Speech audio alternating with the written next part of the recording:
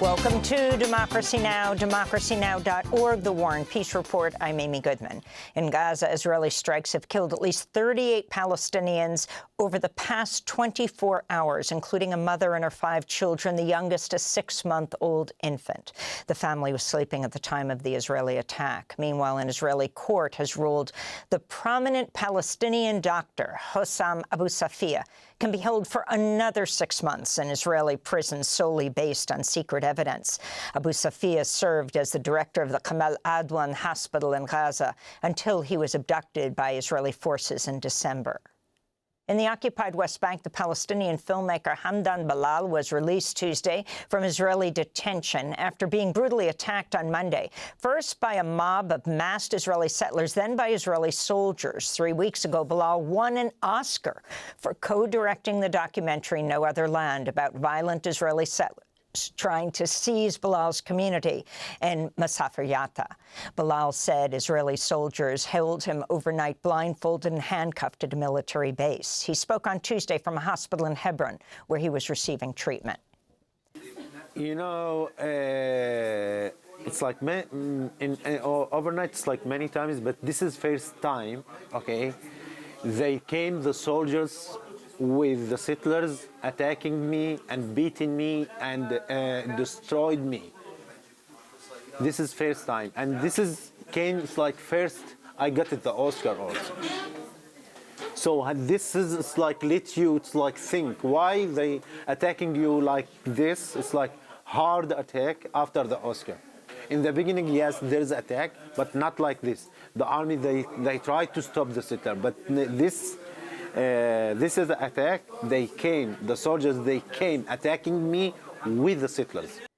Visit democracynow.org to see our interview Tuesday with Bassel Adra, who also co-directed No Other Land with Hamdan Bilal.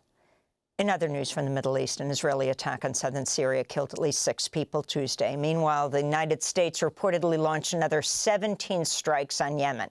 The U.S. has been carrying out near-daily strikes on Yemen after Houthi fighters threatened to renew attacks on Red Sea vessels after Israel broke the ceasefire in Gaza. In Washington, D.C., several Democratic lawmakers are calling for Defense Secretary Pete Hegseth and National Security Advisor Michael Waltz to resign after they discussed plans to bomb Yemen on a Signal group chat. Waltz had set up the chat, then accidentally invited Atlantic editor-in-chief Jeffrey Goldberg to join. On Tuesday, President Trump defended Waltz, saying he'd learned his lesson and was a good man. Democratic senators grilled Director of National Intelligence Tulsi Gabbard and CIA Director John Ratcliffe over their involvement in the Signal chat. This is Gabbard responding to a question from Democratic Senator Mark Warner of Virginia. There was no classified material that was shared in that. So then, if there was no classified material, share it with the committee. You can't have it both ways. These are important jobs. This is our national security. Tulsi Gabbard refused to say if she was on the group chat, even though there was a participant with the initials TG. We'll have more on this story later in the broadcast. Gabbard and Ratcliffe were testifying before the Senate in a hearing focused on the U.S. intelligence community's new annual threat assessment. The annual report cited fentanyl and international drug gangs as top threats to the country, but the report now omits climate change as a major threat. This independent Senator Angus King questioning Gabbard. Who decided climate change should be left out of this report after it's been in the prior 11? Where was that decision I made? gave direction to our team at ODNI to focus on the most extreme and critical national security threats that we face. Your direction include no comments on climate change? Senator, as I said, I focused on the most extreme and direct national security threats. That's not a response to my question. The Senate hearing was disrupted by a Code Pink activist who called on the United States to stop funding Israel. Mr. Chairman, Mr. Vice Chairman.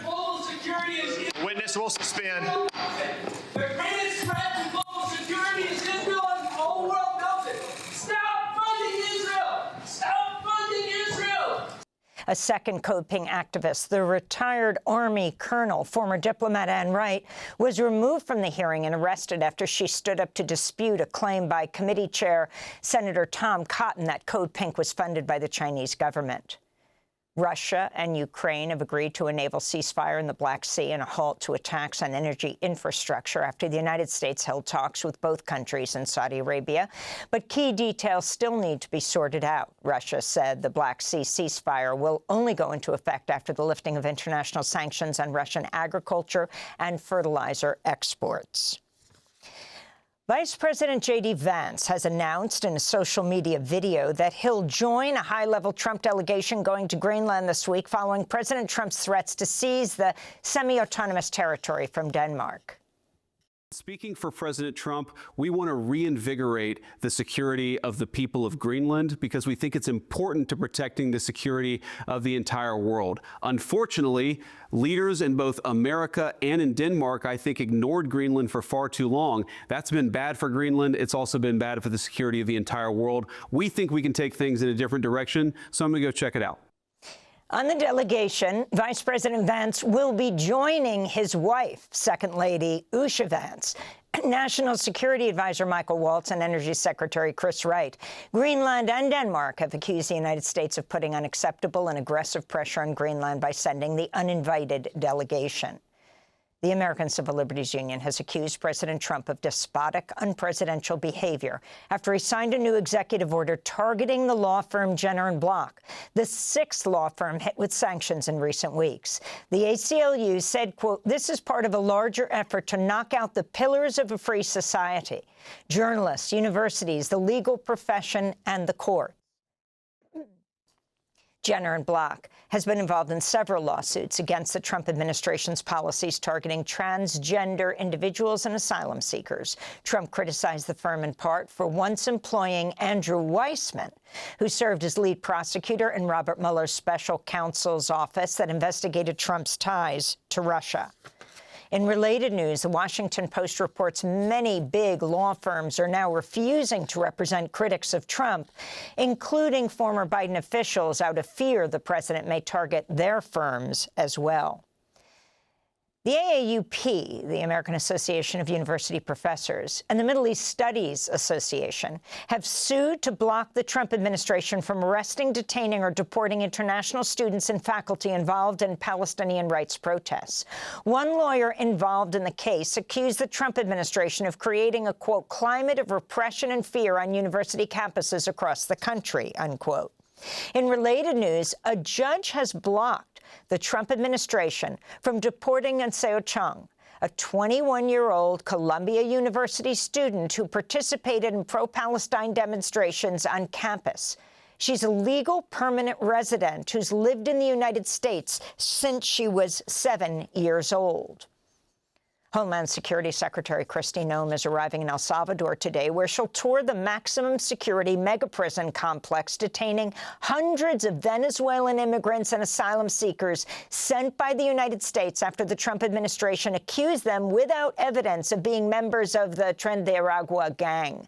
Human rights groups have documented gross violations at the mega-prison built by the government of Salvadoran President Nayib Bukele in 2022 after he began enforcing a state of emergency. Protesters took to the streets of San Salvador Tuesday. We condemn the use of our land as an imperial prison and the attempt to turn our territory into free zones for neo-fascist experimentation. We demand the immediate release of all kidnapped Venezuelan migrants. We demand unrestricted respect for their human rights, due process, and the right to migrate. On Monday, a U.S. federal judge condemned how the Trump administration expelled the Venezuelans to El Salvador without due process. U.S. Circuit Judge Patricia Millett said, quote, "Nazis got better treatment under the Alien Enemies Act than has happened here." She was citing how the Wartime Act was invoked during World War II. In Sudan, at least 54 people were killed Tuesday in a military airstrike on a market in the western village of Tora in North Darfur. Meanwhile, the United Nations is warning South Sudan is on the brink of renewed civil war as fighting escalates between government forces and a rebel militia known as the White Army. In South Korea, at least 24 people have died in the nation's worst-ever wildfires. More than 27,000 people have been forced to evacuate due to the blazes that have scorched buildings, factories, and two 1,000-year-old Buddhist temples. The head of UN AIDS is warning the withdrawal of U.S. foreign aid could lead to 2,000 new HIV infections every day around the world. UN AIDS chief Winnie Byanyima says millions could die if U.S. funding is not restored. There will be an additional, in the next 4 years, 6.3 million AIDS-related deaths. 6.3 million more in the next 4 years. At the last count, 2023, we had 600,000 deaths globally, AIDS-related deaths. So you're talking of a tenfold increase. Reuters has published a major expose on one of Elon Musk's top technologists at Doge, the 19-year-old Edward Korestein, whose nickname is Big Balls. Reuters reports beginning in 2022, the then high school student provided technical support to a cybercrime gang that cyber-stalked an FBI agent and trafficked in stolen data. In other Trump news, the Senate Finance Committee has advanced the nomination of Dr. Mehmet Oz to head the Centers for Medicare and Medicaid Services. The former TV host and doctor has a long record of supporting the privatization of Medicare. The Senate also held a confirmation hearing for Mike Huckabee, Trump's pick to be U.S. ambassador to Israel. Huckabee is the former governor of Arkansas and a self-described Christian Zionist who's long supported Israel annexing the occupied West Bank. And President Trump has signed a sweeping new executive order that would require proof of citizenship to register to vote. Voting rights advocates fear the move could disenfranchise tens of millions of voters. Trump's order also aims to prohibit any votes from being counted after Election Day, including absentee ballots sent by mail. The ACLU has threatened to sue to block the order, which the group says marks a significant overreach of executive power. And those are some of the headlines. This is Democracy Now!, democracynow.org, The War and Peace Report. I'm Amy Goodman.